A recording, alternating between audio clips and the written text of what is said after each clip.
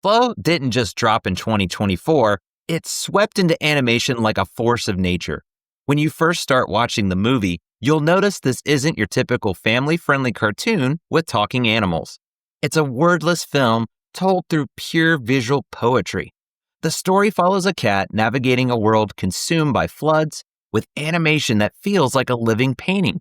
It didn't just earn critical acclaim, it won the Oscar for Best Animated Feature in 2025. And yet, it seems like many still haven't heard of it. So, is Flow an overlooked animated masterpiece or just too niche for mainstream audiences? Find out today as we watch another movie at Grandma's house.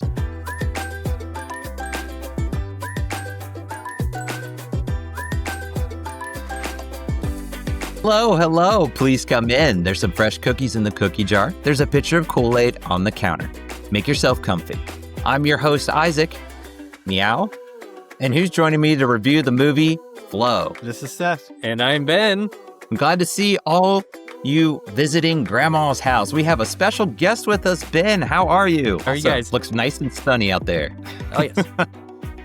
And it's great to see you, Seth. How you doing? Doing all right. How are you guys? Doing well. Doing awesome. So excited to get into this film because this is one that got a lot of acclaim. We're going to talk about that more as we get into it. But before we do, we want to tell you, the listener at home, that we're going into spoiler territory. So from here on out, consider yourself warned.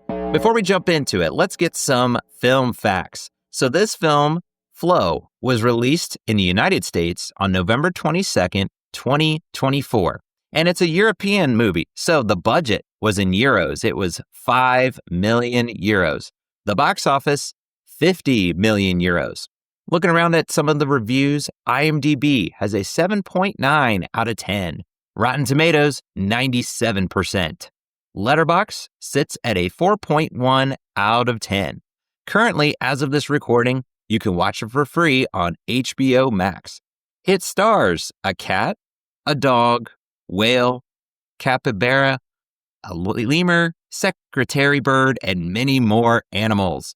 This was in association with Baltic Content Media, UFO Distribution, and Lepark Distribution. And if I butchered any of those names, again, this is a European film, so bear with me. But first things first, we got to get to Granny's family-friendly rating for Flow is A- for a few intense scenes. All right, so there we go. Even as a recent film, our first memories. So Ben, as our guest, what are some first memories you have with this film?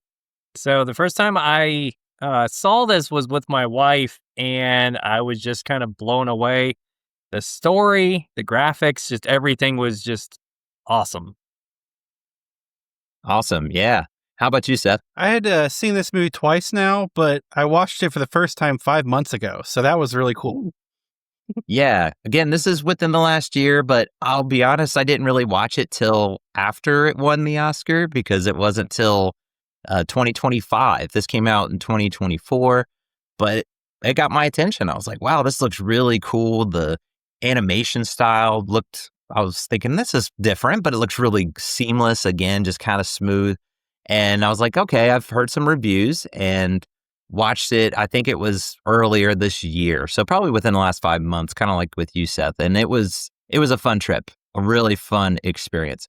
But with that said, that was still fairly recent. What were your expectations maybe before you saw it, or if you went back on the rewatch? Great things about it. So I tried to keep an open mind, but it was kind of hard to do because there was a lot of acclaim. So That's right. Yeah. How about you, Ben? Yeah, and I saw it pretty much right when it came out, so I had no expectations. I didn't know what I was going into, so it was completely fresh. Yeah. Sometimes that's good, though, when you just don't know what to expect with movies. You just go in fresh. And fortunately, with trailers, they give away so much. So we'll get into it. Maybe that'll add to the experience you can share with us. Well, before we get into our plot rewind, let's pause just a moment to hear from our sponsor. Hey, love movies as much as we do? Then bring the experience of the theater to your walls with movieposters.com. Whether you're into the classics, the blockbusters, or indie gems, they have something for every single film fanatic. As a listener of our podcast, you can save up to 15% on your order right now. Just use code Grandma's House at checkout. head to movieposters.com and let's build your ultimate collection today. All right. In this case, we're going to pull it up on HBO Max streaming. We're going to select Flow and press play.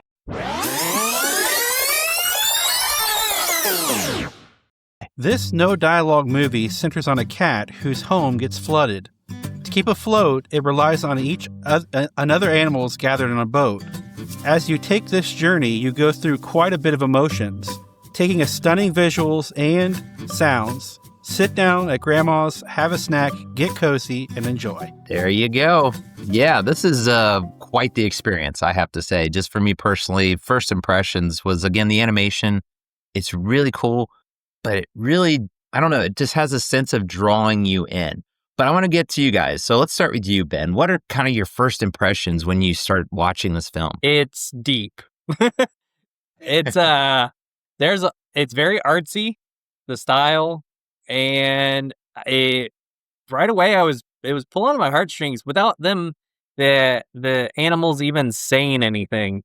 It's just, like I said, it's just pulling on your heartstrings. You kind of start feeling empathetic as the movie goes on with the characters. So that's my impressions going on. Right on. Yeah, no, I'm with you. You feel that just as much as these are animals and it's just them interacting with the environment and other animals. I got that same sense too. It just immediately pulls you in and you can't help but feel their emotions that they're going through as much as they're animals. So what about you, Seth? So the visuals and lack of dialogue left me aware of what's going on, like you guys were saying. It had me in interest at minute 1, so I was really sucked in and really captivated. Yeah, I mean, it sucked you in right away. I'm trying to think if it got me the first minute, but it definitely, within the first few minutes for sure, I was locked in. It does a really good job of that. It's just, I don't know how else to explain it. It's just unique. That's probably the word that comes to my mind. I haven't seen a movie like this in recent memory that's just able to captivate you. And I do a bad job of this, but I'll bring out my kids. Like they were kind of, other than obviously the movie, they were the star of the show because they were immediately drawn in and they were like giving commentary of the movie. What's going to happen? What's this? Oh, watch. Oh, and their reactions, it was an absolute blast. I was having a great time with the movie. I was enjoying it. But this is a movie, if you have little ones, if you have ones that also get immersed in these kinds of movies, I think it's unlike anything I've ever experienced, at least in recent memory. But yeah, open everything. What else kind of stuck out to you? Come back to you, Ben. Just anything about it, the animation or characters, those types of things. I felt like there was a lot of symbolism, or the movie could be interpreted different ways depending on the people's point of view. So that's what I liked about it is, I could watch it, you guys could watch it, and we could all take away something different that we think the movie's about. Perhaps some of the people, perhaps some of the things I've looked up is like people think that it's like trying to overcome obstacles in life and how we can apply it as an adult. It can go 100 different ways. Yeah. I agree with that. That's maybe what's so appealing about it is it lets you use your imagination. We've had movies that we've considered, and I've kind of knocked a few of them, and it's not that I don't like it, but some of them have too much narration. They're telling you every little detail about the movie, and sometimes you do need that, but just imagine if there's a narration on this. I think it would have made it a completely different movie. This is more of, like you're saying, Ben, you might think it's about this or these types of emotions. The viewer, kind of get to decide that. And that's what's really appealing to me personally, for sure. What about you, Seth? Well, like diving into the film, in this tale, we find the struggles of many animals who are trying to stay above water as a large portion of the area is flooded. So it's quite a story told without words. It's quite a bit of action going on around you, and you're just trying to take it all in at once because there's so much without words. I mean, it's just so moving. And like you guys both said, emotional. Right. It's amazing how it does that. Like one thing that's kind of built up, and this is kind of jumping ahead a little bit, but there's this dynamic between the cat, because you're following the cat. The cat's kind of that main character, but you're still seeing all these other characters and they're, trying to survive this flood. That's the big plot is there's this flood and they're trying to get to higher ground or they're in a boat, whatever they can do. But it follows the cat and the cat gets into a lot of trouble like cats typically do. One thing I noticed is that whale or whatever you want to call it is normally there to save it. So jumping way ahead, it was kind of I was like, wow, I'm really sad when it hints that the whale doesn't make it because the water goes down and it's capsized. It's on land. So that's an example, but open up to you guys. What other examples about that? Like just kind of, I don't know, hits you emotionally or just kind of brings you in? What kind of stuck out to you? For me, like I was blown away by pretty much everything in the movie. I can't really pick out too many like single scenes that were moving. I feel like, especially towards the end, it was just very touching and heartwarming. And it just, you wouldn't assume that going into it if you knew what the movie was about. Yeah, I agree with that. How about you, Ben? I think the scene that got me, I would say after, if I could pick one scene in the entire movie that like was like, oh, like a kind of more of an intense moment, was when the one bird got like bullied by and rejected by its friends and had to basically join forces with the cat and try to survive and everything. And then the whole it climbing a mountain, descending up into the sky, maybe it's symbolism for something, who knows. But it just just that scene and little scenes throughout the movie, I don't know, that they just knew how to do it to, like I said before, pull on your heartstrings. You stole the words out of my mouth. It really does. It just does a really good job with it. And that is probably one of the more, if you want to call it, intense, because for the most part, this whole movie, again, I have little ones. They're like around 5-ish years old, that type of thing. They're really young. And it wasn't too much for them. It's a movie that they ate it up. They were really hooked. They were really paying attention. And that's saying something. Not all movies do that, but it kept their attention. But even with that, that's like the only scene I would say is maybe a little intense with where they're fighting and it ends up damaging its wing. It can't fly after that. So like what you're saying, they also don't really show any animals, quote unquote, die. I'm guessing that was its way of saying that it eventually dies, but it doesn't show it like graphically or anything. So that's another thing I appreciate about this movie is it's pretty much suited for all ages, I would say. There's not really anything other than maybe that conflict, maybe a little bit of scary scenes with the dogs and stuff, things like that. But yeah. What else, Seth? It looked like you're going to say something to add to that too. No, I just agree with you. It's so, I don't know how to describe it, like straightforward, that it keeps your attention, even though what's going on is like at sometimes intense. It feels like it evens out. It balances pretty well. And I guess you kind of like forget about what's going on and you kind of just glued in the moment. At least I was glued in for each moment. Yeah. There's a lot of funny moments. I think that's another thing. Like, I really love the lemur. It's just always scavenging and grabbing stuff. And it's distraught over that mirror and other items, like if they're messing with it and stuff like that. I thought that was really funny. My kids lost it when the cat tried to stand up on its hind legs and walk. They thought that they were like doing the belly laugh giggles and stuff. Again, it was just a fun experience. There's a lot of heart, but there's also some humor to it. I have to open it up to you guys. Like what animal, I guess, you can't really say like the character's name because they don't really have a name. They're just known as that animal.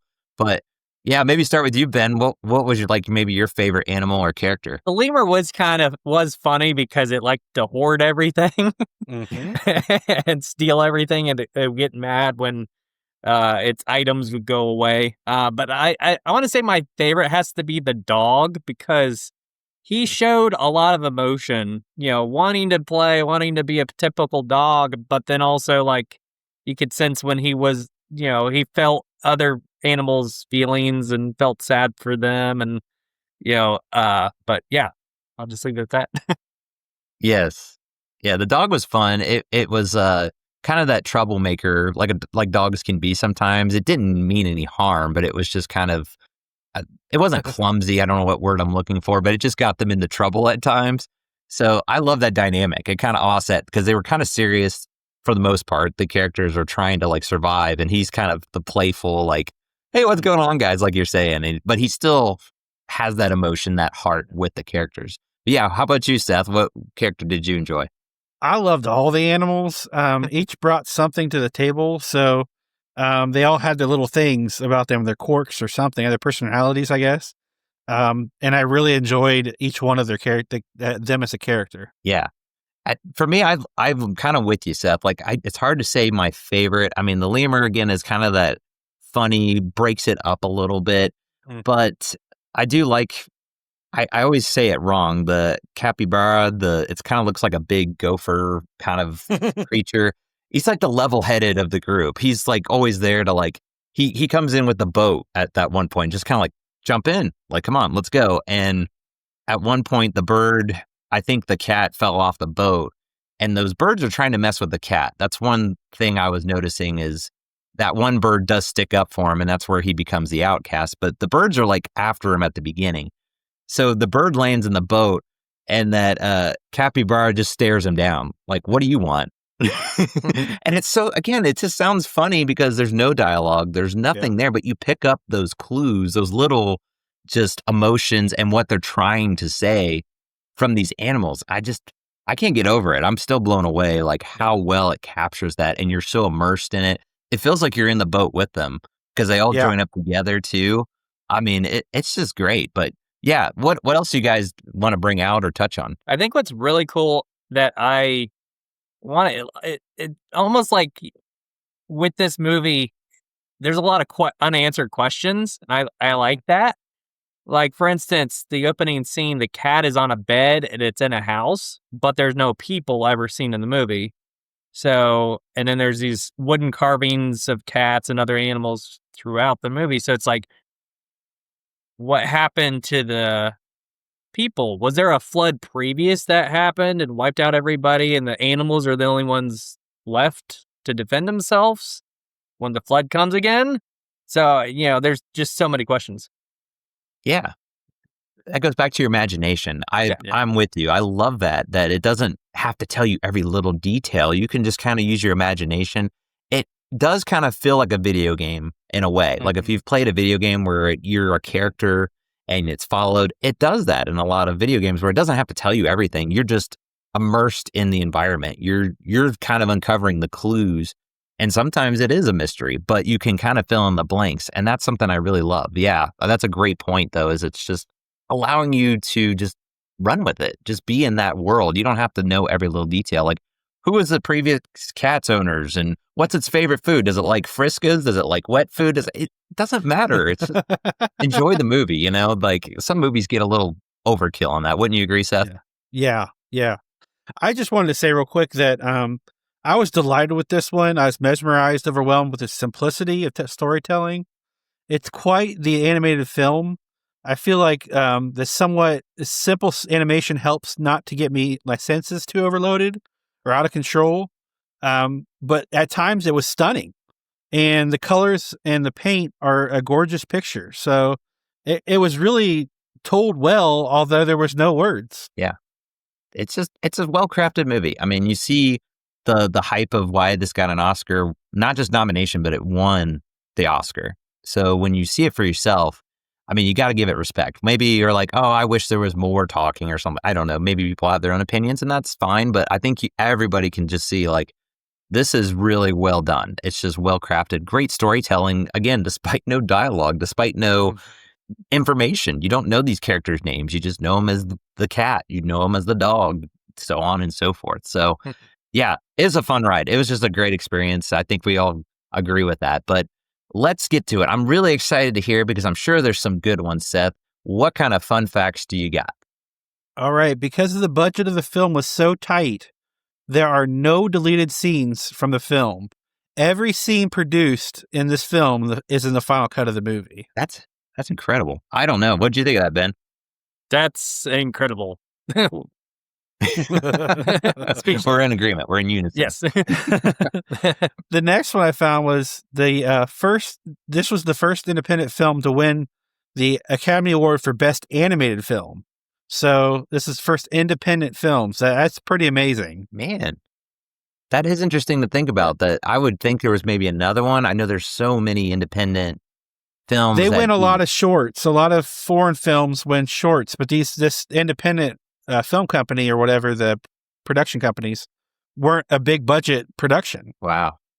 That's really cool. I think it's well deserved. That's something else to put on its resume for sure. Oh yeah. The next one, and bear with me with a couple of these because of the pronunciations, but this one, okay. So in a Q&A for the New Zealand International Film Festival, the director said that the animals were only ever referred to by their species, cat, retriever, etc.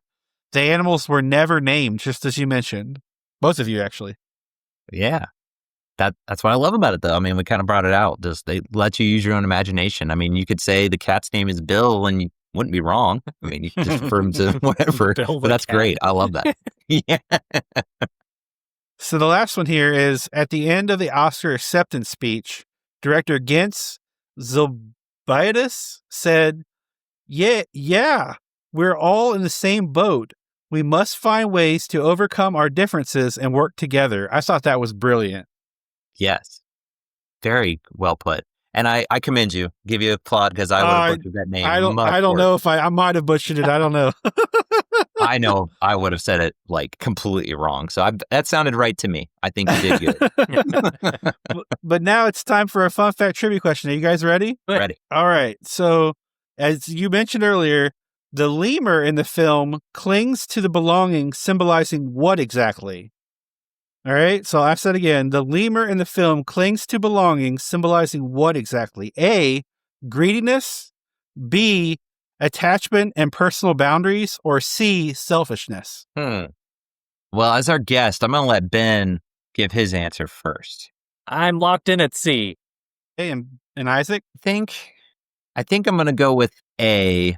I was thinking C. That was my second choice, but I'm going to go with A. I'm hoping one of us is right. I must write these questions too well. It's B, attachment, attachment and personal boundaries. So the lemur clings tightly to its possessions throughout the film, symbolizing attachment and personal boundaries until it eventually learns to care for others over material things.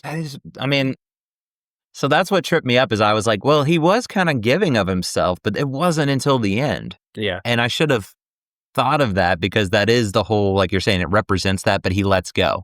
Because like at the end, the boat, when the water goes down, they rescue the cat. And I think he had to give up something, if I'm remembering right, and the boat and all of his stuff goes over.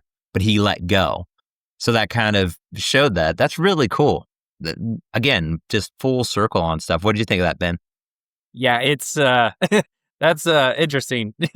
That's all I can say. Just interesting, man. Yeah. Well, I guess I'll get it next time. I'm sorry about that, guys. I think I'm 2 for 20 by now, but I'll try to get that.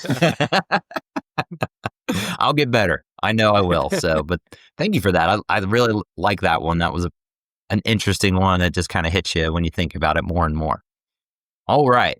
Before we get down to our reviews, we like to look around the net, just kind of see what kind of reviews are out there. So, Seth, what kind of reviews are you seeing? Beach Life says, mesmerizing, beautiful animation, 10 out of 10. Wow, 10 out of 10. Yep. I can hear that. That's been a lot of the receptions, a lot of them here I've been hearing. So, not surprised. All right. So, Little Miss Lee said, my 2-year-old daughter found this on HBO Max streaming, and it's the best thing ever. 10 out of 10. Wow. We've got 2 10s going. I think there's been another time. So I'm anxious to hear the last one. Will it get the turkey? All right. So we've had another repeat offender here. The _writer 2004 says, one of the most captivating and emotional tales you'll ever see. 9 out of 10. But still. No turkey. No turkey. But did you pick up the spare at least? There you go.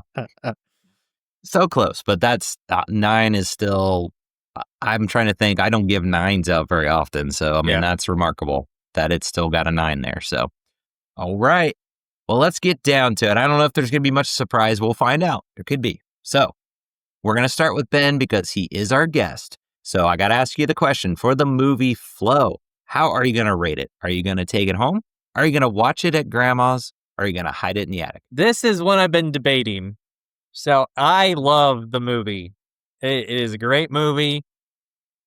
Do I want to watch it right now? Maybe depending on what sort of mood I'm in. So I would gladly watch it again at grandma's house, but perhaps watch it at home.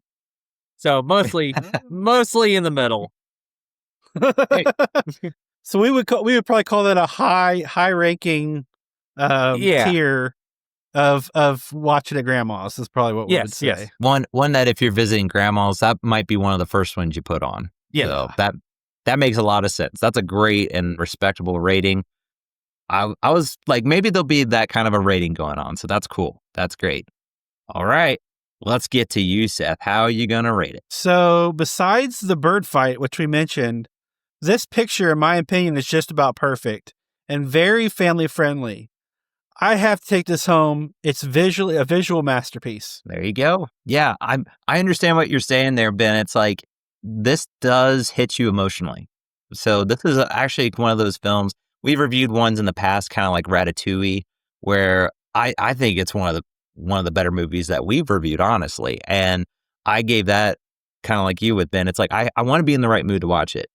However, I think I could watch this movie anytime. I do understand the take of just when you want to time it. For me, I do have little ones. I have kids. They'll see the preview and they immediately are like, can we watch it? It's one of those movies in my household. So I've got to take this home. It's that rating for me. I think it's one of those, brace yourself. As much as this is about animals surviving the elements, it does tug at your heart. Maybe it's one of those movies to prepare yourself. I mean, it's nothing too intense, like Seth mentioned. Maybe that one scene with the birds, but it's not even that bad. It's just compared to the rest of the movie. That's maybe more tense. So, all right, folks, there you go. There's another film in the book. So we thank you so much for coming on, Ben, and reviewing it. It was such a blast getting your thoughts on it. We want to make sure you get some of the spotlight now so you can tell people where they can connect and find. So where can people find you? Yeah, so I'm on TikTok, toybox_gamer 1 on TikTok. I'm very active on there, so message me. And then toyboxgamer on YouTube, just one word, and you'll see my content on there. And I also have 2 fun facts, if you don't mind, about this movie. Oh, sure. Yes. So the first fun fact is they didn't like how the capybara sounded when they did the audio, so they actually used a camel for the voice of the capybara. I found that too. Wow. And then the other fun fact was this was actually produced on Canva, and if you go on Canva's website, they will show you how to do the animation for Flow on their website. Wow. That's crazy. I thought I heard something about the program they use. I didn't know it was Canva. Yeah. That's a free, you can get a premium, but that's a free program. So I could see this inspiring a lot of animators out there. That's maybe the hurdle they got to go over is I don't have the processor, the programs to do it. Well, there you go. That's really cool to keep in mind. Ben. So, yeah.